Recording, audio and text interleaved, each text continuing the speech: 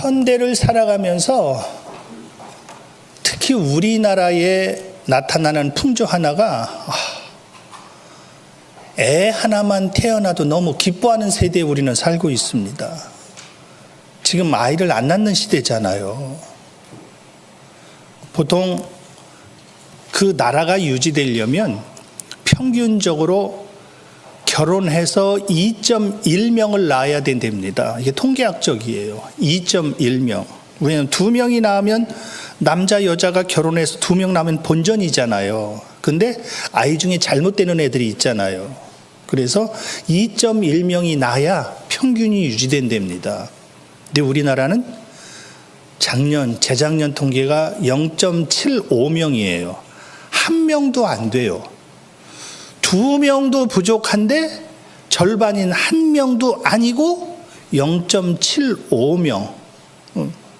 그래서 데이비드 콜먼이라고 하는 옥스퍼드대 교수가 그런 걸 하나 발표했더라고요. 그게 뭐냐면 지구상에서 인구 소멸로 자동적으로 없어지는 나라 첫 번째가 대한민국이 될 것이다. 미국의 발표예요. 왜? 자꾸 인구가 없어지니까, 소멸되니까 다른 나라는 인구가 계속 불어나거든요. 불어나고 아니면 최소한 중간 유지되는데 우리는 급속도로 지금 인구가 없습니다. 그래서 한 사람만 낳아도 와, 경사 얼마나 기쁘면 그 애를 나라가 전체다 그냥 책임지겠다고까지 얘기할 정도로 이 정도로 아이를 안 낳는단 말이에요. 이 말은 이것은 반대로 뒤집으면 뭐가 되냐면요. 세상에서 하나님을 제일 사랑하는 나라가 어느 나라일 것 같아요? 우리가 현상으로만 봐도 뜨겁게 하나님께 기도하며 찬양하며 예배하는 민족 어느 민족이에요? 우리 민족이에요. 누가 봐도 전 세계적으로 볼 때 와, 대한민국. 그런데 반대로 역설적으로 바라보면은요, 하나님의 말을 제일 안 듣는 게 우리나라예요. 그러니까 여기서 우리가 하나님을 사랑하는 척해야 거의 가식인 경우가 많습니다. 그 이유 중에 하나가, 하나님 보세요. 처음에 태초에 천지를 창조하시고 사람에게 복을 주시죠. 복을 주실 때 첫 번째 뭘 명하십니까? 생육번성 충만 정복 다스려라. 이게 복이거든요. 지금 생육해요? 번성해요? 안 해요? 첫 번째 명령부터 우리가 거부하면서 하나님을 제일 사랑하는 것처럼 겉으로는 그렇게 드러나고 있죠. 그래서 이 교회, 이 나라가 전체 하나님이 기뻐하는 방향에서 계속 좀 어긋나가고 있습니다. 어긋나갈 때 믿음의 사람들이 나타나는 행동 보십시오. 우리의 교회에서 큰 힘을 뭉쳐서 이걸 바로잡자. 무슨 소리예요? 내가 벌써 삐뚤어져 가고 있는데.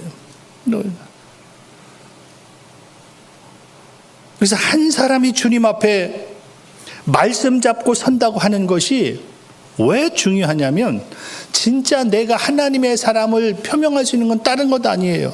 하나님의 말씀을 잡고 있다고 하는 그 열매 증거가 있어야 되는 거예요. 우리 교회 안에 그런 열매가 있기를 원합니다.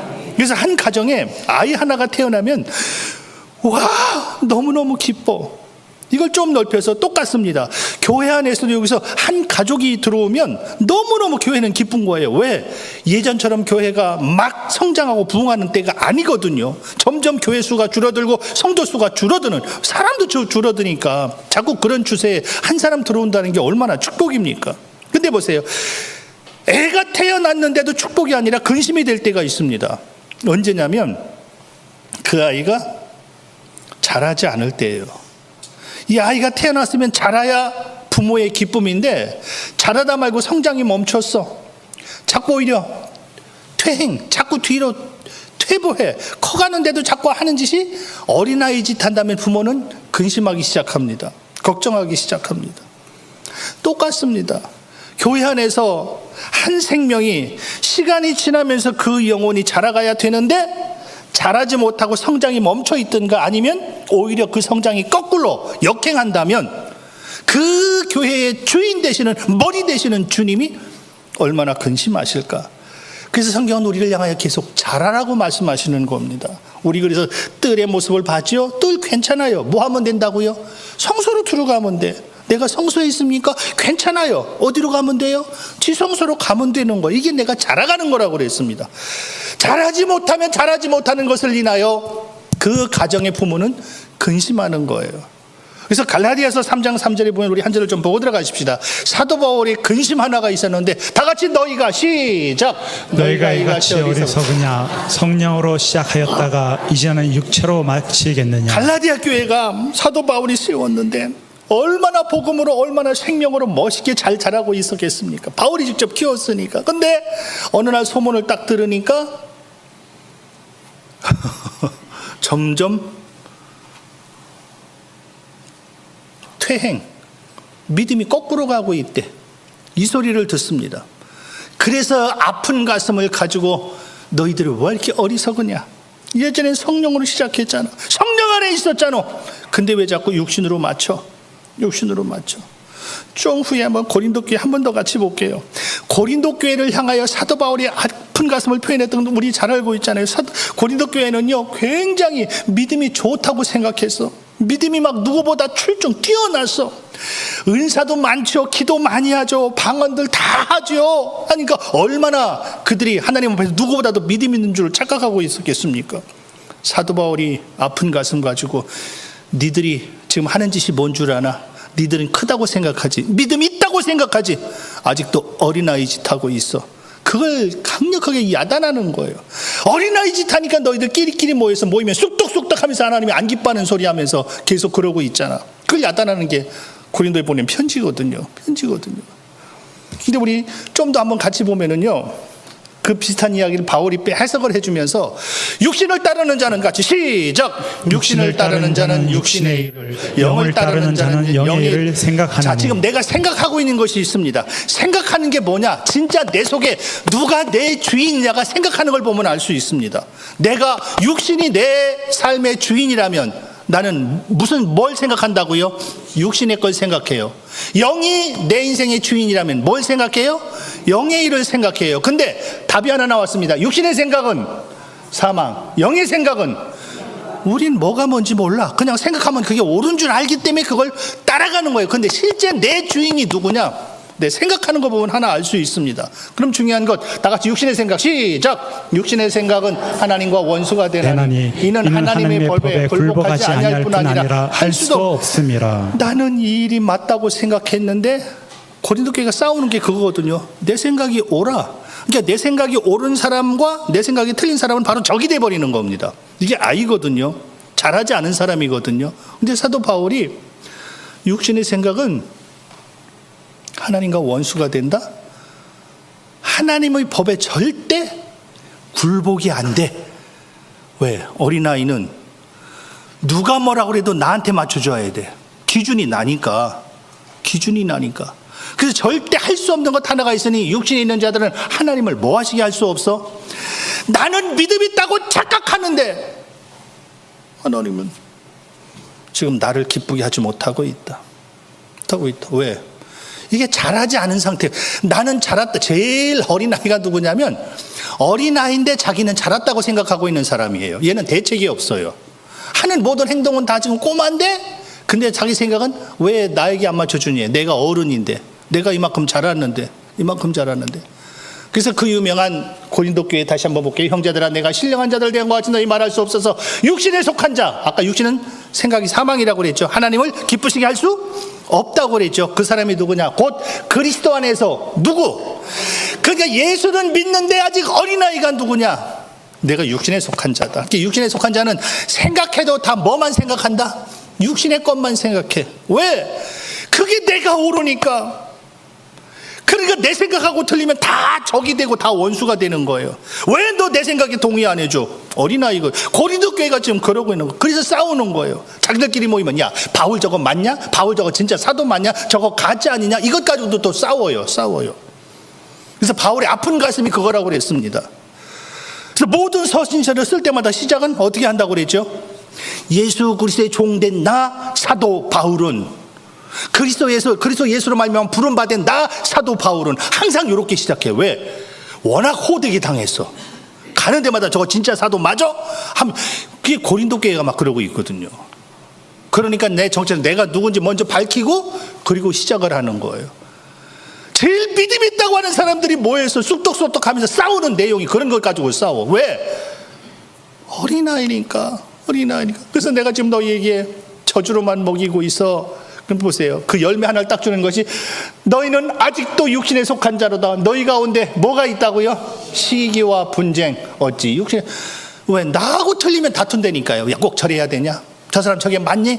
이게 용납이 안 되는 거야. 용납이 안 되는 거야. 그래서 이제 오늘 드디어 본문 들어가서 오늘 하나 좀 볼 것이 있었습니다. 다시 한번 이제 오늘 본문 봅니다. 이는 뭘 먹는 자마다 젖을 먹는 자마다 누구다?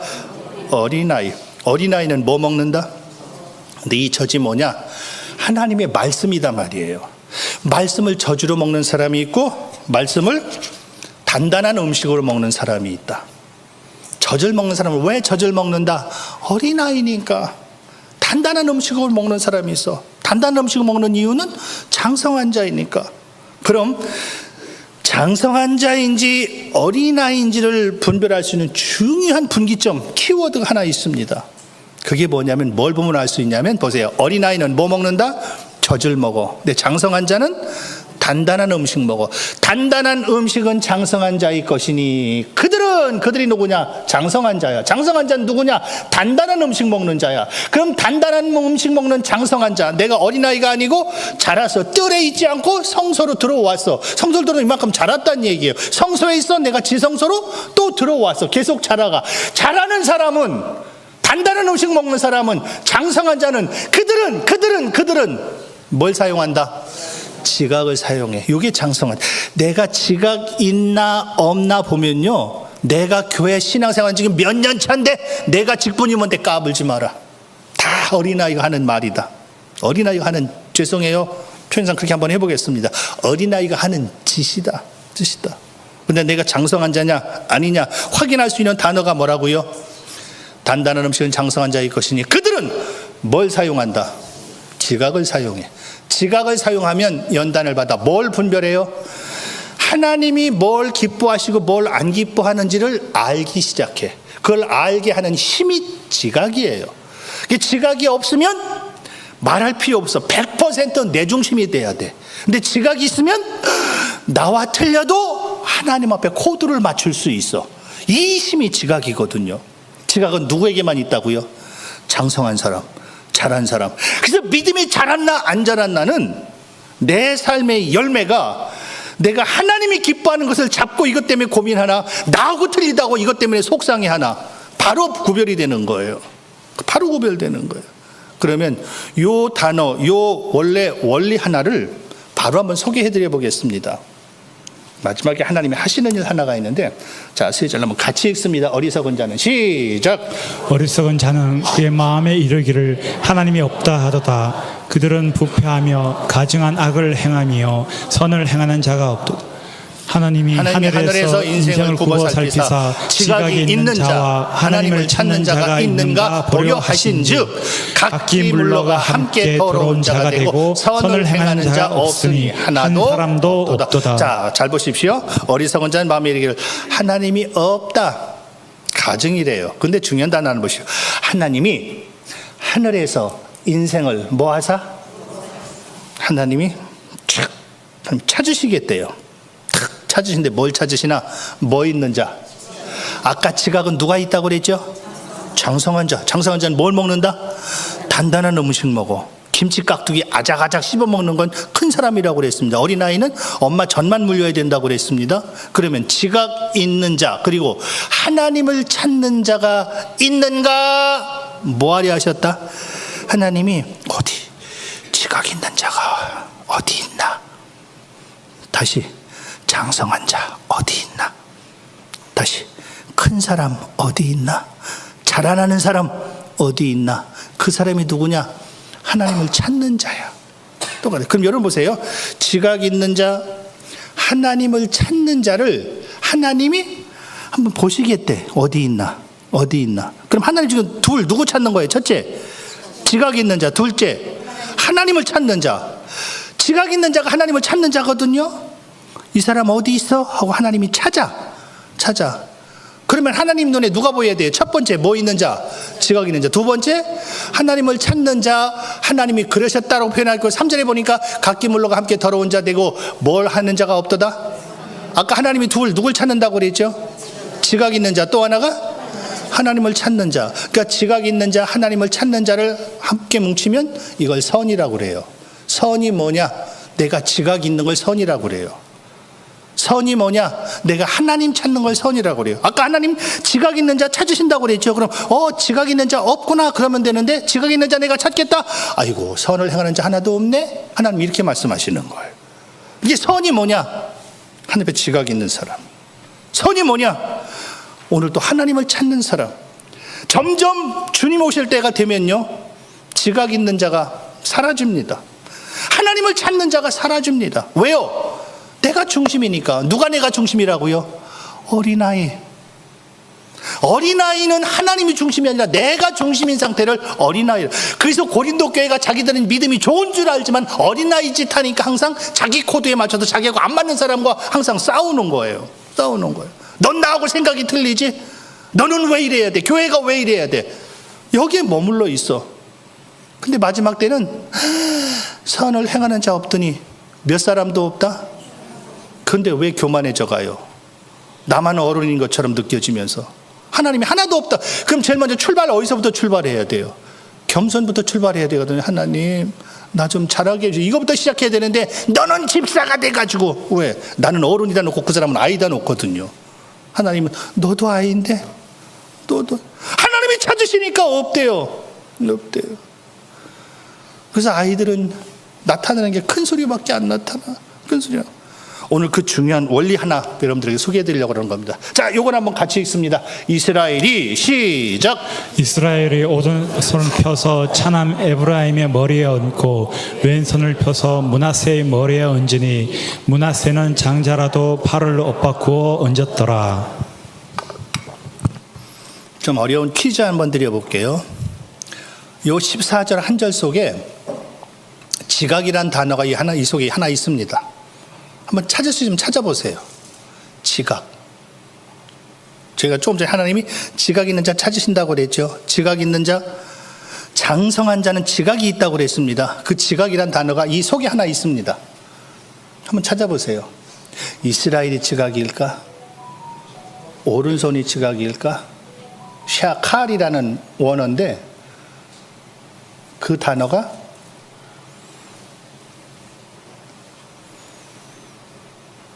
엇바꾸어가 지각이에요. 엇바꾸어. 그럼 엇바꾸어가 뭘 엇바꾸어? 뭐 엇바꾸는 거 아시죠? 엇바꾸는 게 뭐예요? 무슨 얘기냐면 아버지 야곱이 이제 나이 많이 들어서 하나님이 부르실 때가 점점 가까워집니다. 죽을 날이 가까워졌을 때 야곱에게 나타났던 현상 중에 하나가 이삭도 그랬는데 눈이 안 보여요. 이제는 앞이 안 보여. 자녀들을 마지막으로 축복해주고 야곱은 생을 마감하려고 그래요. 요셉이 그 소리를 딱 듣고 자기 두 아들을 아버지 야곱에게 지금 데리고 오는 겁니다. 아버지, 하나님이 제게 주신 선물입니다. 마지막 이 아이들 축복해 주십시오. 그럼 보세요. 요셉의 두 아들 가운데 장자가 누구예요? 므낫세예요. 차자가 에브라임이에요. 본질적으로 아버지의 오른손 축복은 누구의 몫이냐면 장자의 몫이에요. 그래서 요셉이 아브라함의 야곱의 오른손 축복을 누가 받아야 돼?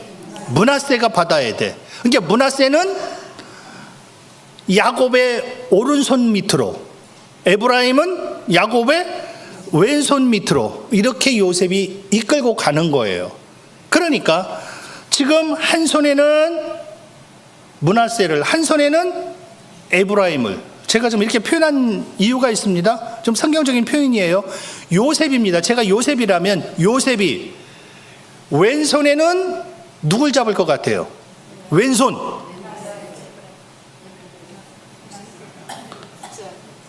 장자는 어느 손의 축복? 오른손의 축복. 그러니까 요셉은 왼손에 에브라임을 잡을까? 므낫세를 잡을까?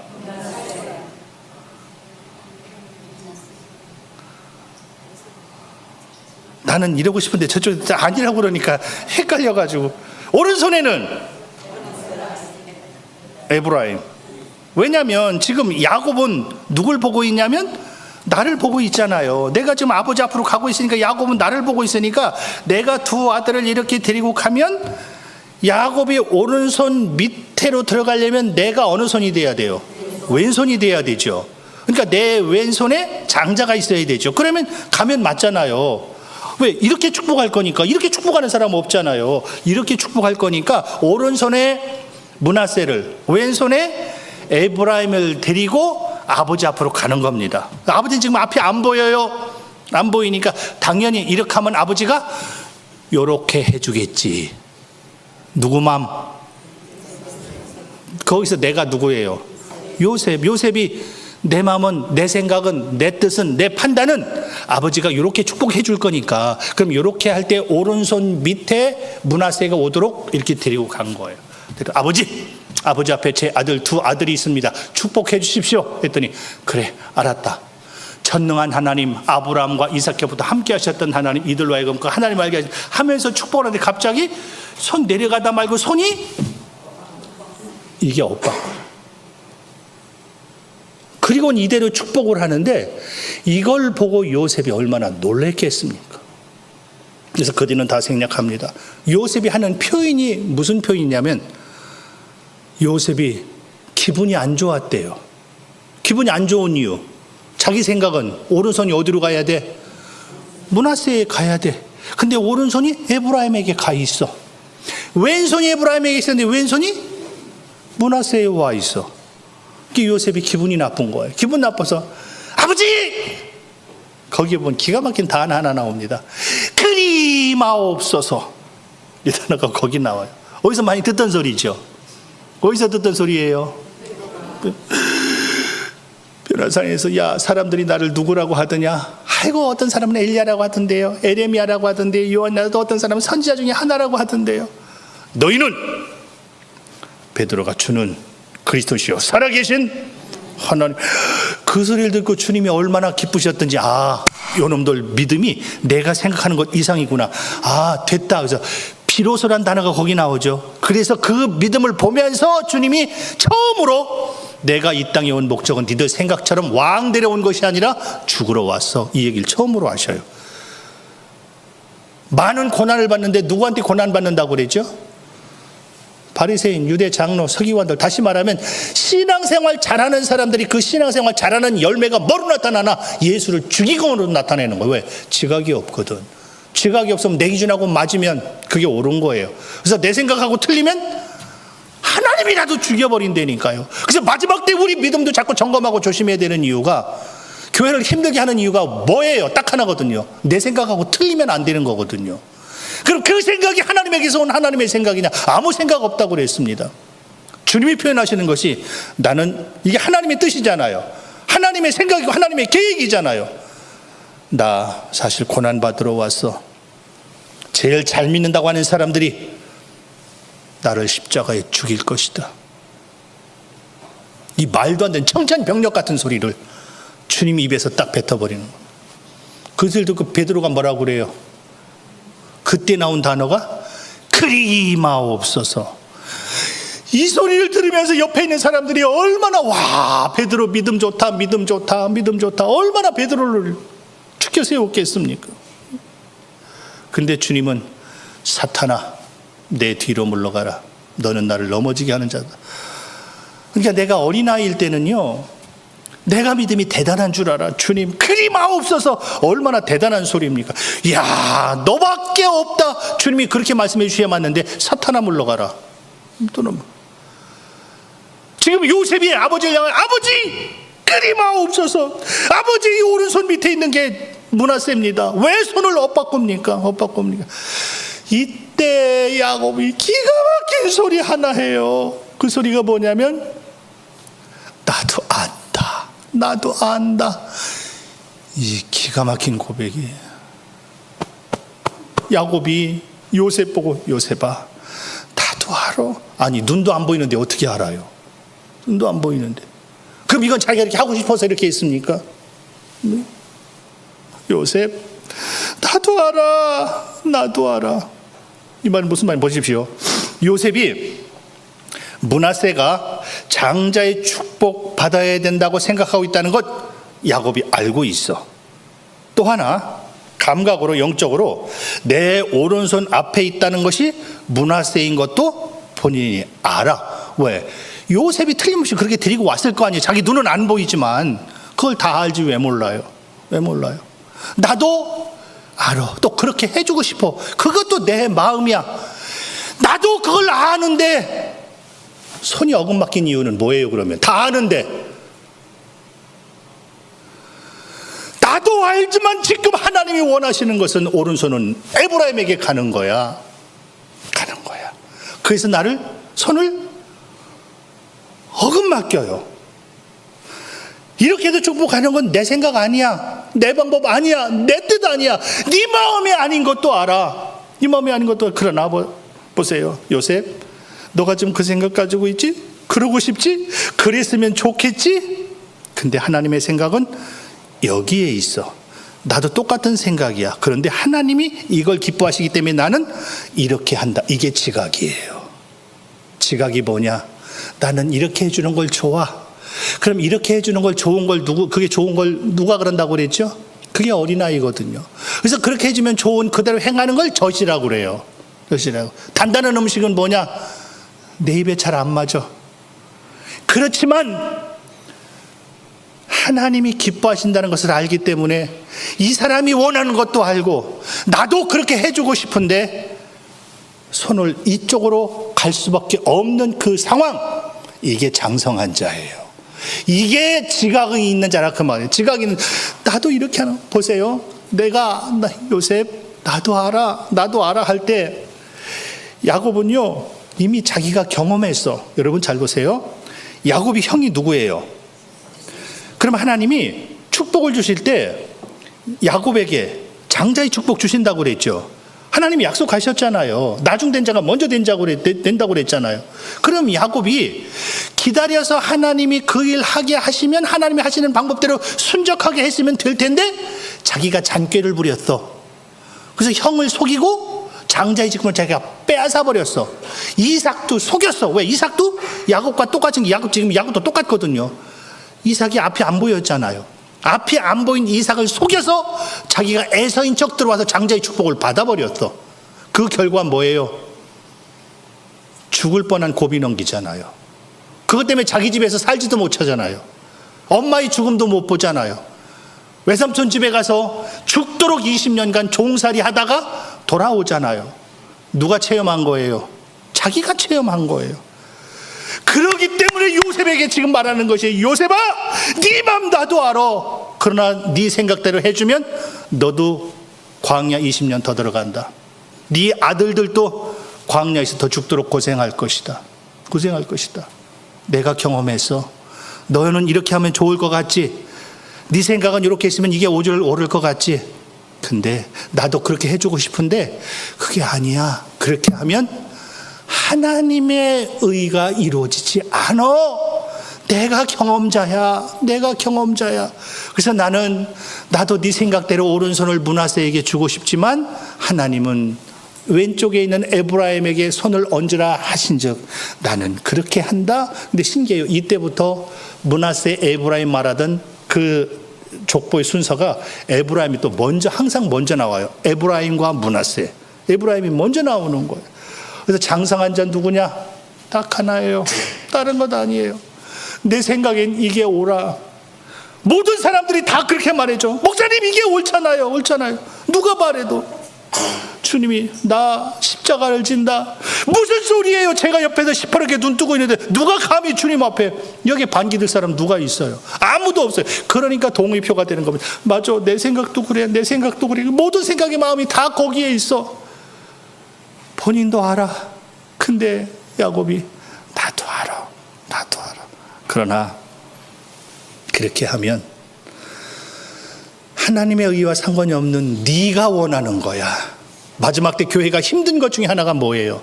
내 원대로 안 되면 기분 나빠하거든요. 내 생각대로 안 되면 기분 나빠하거든요. 왜 그럴까요? 원리는 항상 딱 하나잖아요. 그래서 성경은 빨리 가라고 얘기하는 거예요. 가면 딱 하나 아는 것 하나가 있습니다. 뭘 아냐면 주인의 마음을 알아요. 아버지의 마음을 알아요. 요셉이 지금 철났다고 하지만 이미 야곱은 알고 있거든요. 요셉에게도 말씀하셨잖아요. 하나님이 에브라임 문화세 중에 에브라임을 하나님이 먼저 앞세운다. 알고 있잖아요. 알고 있으니까 전혀 말씀이 나와 함께 연합하여 동거하지 않으면 나타나는 열매가 이걸 어린아이라고 그래요. 어린아이. 어린아이는 다른 표현으로 지각이 없다고 그랬습니다. 지각이 없으니까 지각은 다시 손을 엇갈려 어긋맞게, 다시 말하면 나도 이게 좋은 줄 알고 이렇게 하고 싶지만 하나님이 기뻐하시는 것이 아니라는 걸 알기 때문에 어쩔 수 없이라도 어긋맞길 수밖에 없는 야곱의 위치. 야곱의 위치. 야곱 하나가 지금 지각을 가지고 있죠. 에레미야 시대에 수없이 많은 사람들이, 선지자들이 모여서 에레미야 잘못됐다고 막 야단할 때 누구도 에레미야의 소리를 안 듣습니다. 근데 그때 하나님의 마음 하나 알아, 하나님의 마음을 그들에게 불을 토하며 전했던 사람은 하나, 에레미야 하나밖에 없었습니다. 왜? 에레미야는 뭐가 하나님이 원하시는 건지를 알아. 아는 이유, 그는 지각이 있거든. 지각이 있는 자는 나하고 틀린다고 시험 안 들어요. 이건 어린아이예요. 지각이 있는 자는 내 방법과 다르다고 그것으로 인하여. 그래서 야곱은 요셉에게 어떤 말도 하지 않고 나도 알아. 나도 알아. 이 두 단어로 끝내버리는 거. 나도 알아. 그러나 하나님의 마음은 에브라임에게 있어. 그래서 나도 오른손이 므낫세가 아니라 두 손 가지고 가서 그 머리에 손을 얹고 나도 기도해 주고 싶다. 그런데 하나님의 방법은 이게 하나님의 방법이야. 하나님의 방법을 눈치챌 수 있는 새하늘이기를 원합니다. 장성한 자, 지상소에 들어온 사람. 어린아이는 흉내도 못 낸다. 흉내도 못 낸다. 모든 사람들이, 모든 교회들이, 모든 믿는다고 하는 사람들이 그런다 할지라도 하나님의 마음이 내 마음에 머무는, 하나님의 마음이 우리 교회 안에 머무는 멋진 새하늘 저와 여러분이기를 원합니다.